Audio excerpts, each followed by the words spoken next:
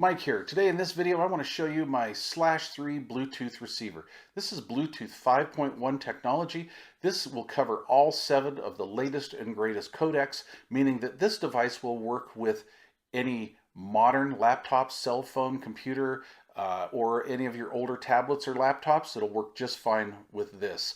The sound quality on this thing is amazing. The highs are perfectly smooth and clean. Mid-ranges are not too squawky, and low frequencies are not overemphasized. No booming bass, nothing out of the ordinary. Just a really nice dynamic sounding receiver. I also like the soundstage on this. It's not too wide and airy sounding, yet it's not too pinpoint. I mean, you've got left and right separation with this. Man, I can't believe they put all that in that little device. That's just crazy. Now, this is meant to plug into the back of your stereo system. So you could plug this into the back of your stereo receiver, your AV receiver, or a preamplifier, and you just utilize it like an auxiliary input. If you already are using your auxiliary inputs, you could use like a CD input, a tape 1 or 2 input, VCR input.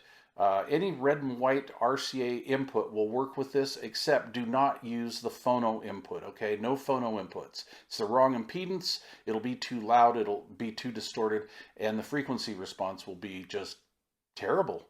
So anyway, pretty cool. Now, if you're like me and you have an old vintage receiver, the spacing here is a little off, and they don't really plug in. Well, Slash thought about that. And what they decided to do was they added a set of gold-plated barrel connectors. So you just plug the barrels in there like that. You take your RCA patch cord, plug it into here, plug it into the back of your receiver or preamp, and you're good to go. Now you could use this as a set-top box if you want.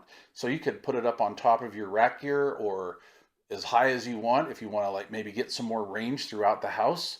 Not a problem. This is rated for 60 feet, and I easily get that.